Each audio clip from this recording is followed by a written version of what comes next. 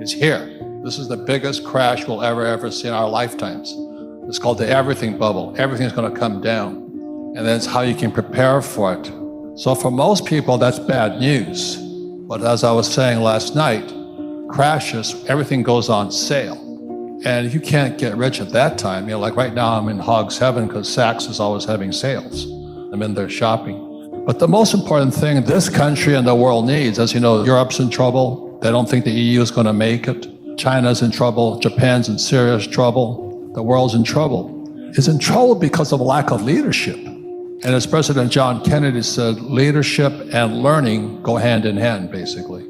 I'm here to serve those who serve. We need more leaders, ladies and gentlemen. But this country sorely lacks leaders.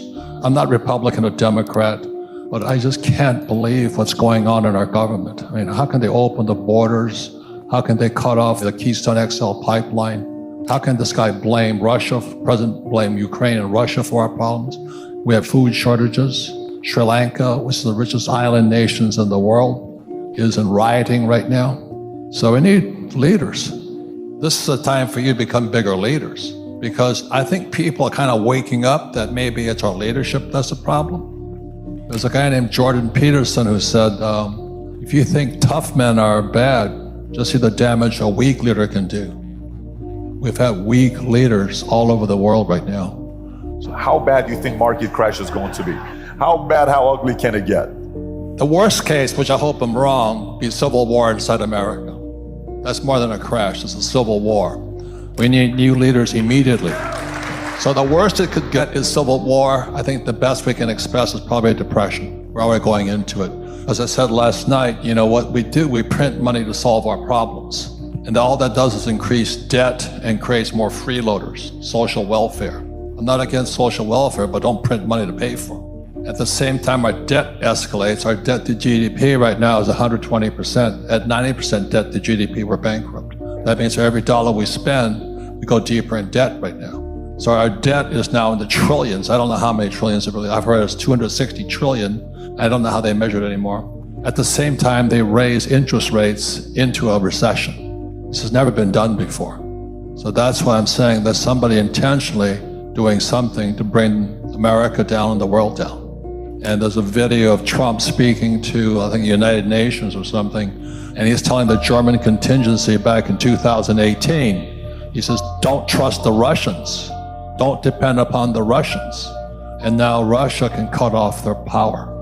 So there's something really goofy going on. I'm not privileged to find out about it. I just want to put some fear into you, because the more dangerous the mission, the better you've got to be. I talked about last night how, when I was preparing to go to Vietnam, I was a Marine helicopter gunship pilot. Our life expectancy was 30 days. 30 days. Now, most people would say that's not good. I said, well, it inspired me to become a better pilot. How does a person who has zero influence over the market, no control over interest rates at this phase of their life, how do they properly make the right moves to still be effective where the market's going to go good, bad, or ugly? Stock markets, when they crash, go down in 3 phases. Boom, boom, boom. Phase 1 was bounce. It was called a bear market rally. This baby is going down, I hope, because I'm going to get richer. See, the thing right now is if you're afraid, it's because you got bad advice in your head. You're operating on bad information from your mommy, your daddy, your college professor, your school teachers, whatever it is. I get stimulated thinking about a crash, because I'll say it again, the tougher it is, the smarter you've got to be. And then it's your skill set. I'll tell you a quick story. When I came back from Vietnam, I said to my rich dad, I said, I want to be an entrepreneur like you. He says, well, you got to take sales lessons, 2 classes, to take real estate courses, which I did, and you have to learn how to sell. I said, I don't want to know how to sell, because my poor dad always says salesmen were scum. That was my poor dad. That's why he's a PhD. Poor, helpless, desperate. He was a great father, but he was a poor man. So finally, I kept arguing with my rich dad. I said, I don't want to learn how to sell. And finally, rich dad said to me, he says, I'm 25, 26 years old, prime of life, Marine, all this stuff. He says, how's your life, Robert? Non-existent. He says, because you can't f***ing sell. This time it's different. This is the new economy. We are just coming out of the longest bull run in history, 11 years. Started in 2011. And at 2011, I made the biggest fortunes of my life because that was the MBS, mortgage-backed securities, and the CDO crashes, the real estate crashed. And I backed up the truck and I borrowed $300 million to buy the best real estate all across the Southwest. This is the largest, longest bull market in history. I look at some of these young kids, and I own some Bitcoin, I own some Ethereum, but they're all saying the same thing. This time it's different, and Bitcoin's crashed. And, the Federal Reserve Bank, I can't believe that. I mean, people say, don't fight the Fed and all this. Well, my question to everybody is this: can the Fed print oil? Can the Fed print gasoline? Can it print food? But everybody sits there and they've been brainwashed by Wall Street to go, do as the Fed tells you to do. Well, you gotta be kidding me. Those guys are the three stooges, Janet Yellen, Biden, and Powell. You gotta be kidding me. Why would you listen to them? Volcker saying it's gonna crush, so he raised interest rates, right? So Powell is now channeling the spirit of Volcker. And when Volcker crushed inflation, debt to GDP was 30%. And today it's 125% if you believe the numbers. So if he channels Volcker, and the other thing about history will tell you this: there's never been a soft landing. It's more Fed talk. I've made more money in the last 3 years in my whole life. And so that's what I want to talk about with you today, is that there's other ways of looking at investing, but to think that Powell is going to save you, when, as you may know, the reverse repo market is running at $2 trillion a day today. Right. $2 trillion a day, and people are listening to Powell? You got to be kidding me. I own no stocks, bonds, mutual funds, ETFs. I do not touch paper. I'm not saying that you shouldn't, but I think people have been brainwashed by the Fed, the Treasury. Go to school, get a job, pay your taxes, get a high-paying job, and invest for the long term in a well-diversified portfolio of stocks, bonds, mutual funds, ETFs. It was in 1974 when I came back from Vietnam, a two-tour Marine helicopter pilot. I saw communism at work. It was not pretty. And I come back in 1974, they passed ERISA. ERISA stands for 401k right now, or IRA. And I went, oh my God, they're funneling my generation, the boomers, into the stock market. And they don't know anything about money. And in 1974, the biggest exodus was school teachers suddenly becoming financial planners. I watched it in horror. That's the poor leading the blind. And today we have baby boomers who are hoping the stock market stays up in their 401k just as Social Security goes bust. You think that's an accident? That's all I'm saying. I'm just a Marine. I'm a dumbass Marine lieutenant. Flew the gunship, went down 3 times. But today I listen to this bullshit and I go, oh my God, how can we be that stupid? Because we went to school, we did as we're told. Don't fight the Fed, do as the Fed tells you. Invest for long-term, well-diversified portfolio, stocks, bonds, mutual funds, ETFs. And don't worry, Powell is now channeling Volcker. When the debt to GDP is 120%, you gotta be kidding me. So when they were dropping the interest rates, I thought I died and went to heaven because I buy apartment houses. I own 13,000 apartment houses. Every time the Fed dropped the interest rates, it jacked the value of my properties up, but I also improved the properties and I refinance out. So today I own no money in any of my properties. 13,000 units, all throwing cash. They said in a bull market, even idiots feel smart. I'm listening to all these idiots, after 2011, the market crashed in 08 because the repo market went bad. And the repo market is the credit of Lehman Brothers and Bear Stearns was bad. So they hammered Bear. Anyway, it's a long story. My friends are all inside that world. But then when it came back out, they just started pumping money. And what they did was they kept printing more money to save a bad economy. It was already crashing again in 2011, but they kept printing money. And today we're going to pay that price. I use debt because debt is tax-free money.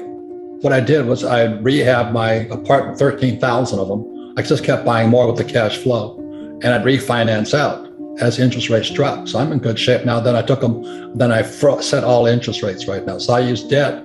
And who's that guy who says live debt free? Well, that's his opinion. I don't do that. I don't flip houses. Remember all those guys were flipping? Oh, everybody flipped. No, they were stupid. When the moment you flip, you have a tax consequence. I never flip. I finance out this tax-free money. Not only that, is when I started investing, I had to invest at 12% interest rate. I like debt and I don't pay taxes. Because every time I borrow more money to float my properties, there's 3 types of tax breaks. I got appreciation, depreciation, and amortization. So I zero out. So my cost of money is, my tax on debt is 0. And I use that to offset tax in my income. When Biden took the Keystone XL pipeline off, my oil I was selling from the ground, which is a tax break also, went from $30 a barrel to $130 a barrel. Today it's like $120. Oh my God, this guy Biden is going to bankrupt us. I'm not saying him, but there's somebody who wants to bankrupt because oil is the lifeblood of civilization. I worked for Standard Oil of California as a tanker officer when I graduated from school. I understand oil. I was on the Alaska pipeline and all this. I'm like, he's screwing us. So when he raises inflation, the poor and middle class will go broke. And that was just done as soon as he was being done before he took office. And so I'm looking at this guy's going to sell America down the drain. I'm not saying it's him, but somebody wants us to go broke. And I'm watching this going, oh my God, so what else can so I have oil wells. I get tax breaks for those because I don't invest in oil stocks. I work for Standard Oil, but I don't invest in Standard Oil. I invest in the oil in the ground. I'm a wildcatter. Everybody says don't do it. I don't recommend it, but I like doing it. The gold mines don't do it. I like doing it. There's more opportunity today than ever before, but not if you've been brainwashed into going to school, getting a job, paying taxes, live debt-free, and invest in the stock market. This bubble right now is a bigger bubble than 2008. This is the everything bubble. You know, it's going to be not only stocks, bonds, but also credit. I mean, but it's more opportunity is going to come out of it. And that's what I'm saying. Be careful who you listen to, because your best asset, but also your biggest liability, are the ideas in your head. And be careful who puts them there. The Central Bank of the United States was founded in 1913. Guess what else was founded in 1913? Tax Department. Yeah. And so when you look at all this, and then if you read Marx, he says that a progressive income tax is necessary for the spread of communism. And then when they cut off the Keystone XL pipeline, inflation went through the roof. Now the poor are already poor, but when you raise inflation, price of fuel, the middle class got poor. And now when I shop, I look around and I go, the retailers, everything's on sale. I can't help myself, but I feel for the retailers right now because the customers are going broke. So is the intent evil? I suspected it was going to get bad. You know, most of my books, I cannot say what I want to say. I said this we're going to crash big time. Yeah. This in 2008, damn right it crashed, and we're still crashing today. Dalio says we're now in a depression. So that's why I speak what I said, and so at Freedom Fest, even I got censored there. So what's happening to America? So we're here with Mark Moss. I mean, he did a report on this guy named Klaus Schwab, which I've only heard rumors about. So that's why this program is a very important show to find out what's going on. Since 1971, what's happened with income inequality, the obesity rate, the incarceration rate, the divorce rate, the medium income, debt levels, everything since 1971. Why since 1971? It's the year we got off the gold standard. So you could it's 100 charts that show what a WTF happened in 1971. And you can see it's just like crazy. And the reason why I start with the F is because when was the World Economic Forum founded? The whole world went off the rails in 1971. When you distort the money, you get all types of distortion. And one of those is seeing WEF. It was in 1972 I realized what had happened. I was flying in Vietnam, and that's when I went on the gold standard. And I bought my first little Krugerrand in Hong Kong for about $50. A lot of people might have heard of something like Davos, where every year the world leader, a lot of people call them the world elite. I don't like to use that word. They're not elite in anything. None of us would hire them in our business, but the world leader, the policy makers, if you will, the think tankers, they get together every year in Davos. And so you hear like the Davos man in reference or something. What their policy is this public-private partnership. It's politicians and business people getting together, public and private, getting together to set policy. They get together every year in Davos, Switzerland at the World Economic Forum. And so it was founded by this guy, Klaus Schwab. He's created this think tank, bringing these people together to try to figure out a better way, a more equitable way to run the world. Watch out, anytime you see that word equitable, you know what they're talking about. They're talking about Marxism. And so what he's done is he's just taken the same ideas. You said we haven't seen this before, but of course we have. It's the same ideas being rehashed. And so it's just Marxism all over. So they get the world leaders together, the politicians, the public, and the private, and they come together in what he's calling stakeholder capitalism. Stakeholder capitalism. So instead of, we talked about last night at dinner how Rothbard said that businesses should focus on profit. He says, no, business shouldn't focus on profit. Business should focus on the community, ESG, environmental, social, governance. We should be equitable. And so basically distorted all these things, but they want to do it through power, through control, forcing people to comply instead of educating people and showing people better ways. And so they've done it through the public-private partnership. So basically through the money. So now if you don't fall in line with what their policies are, no money for you.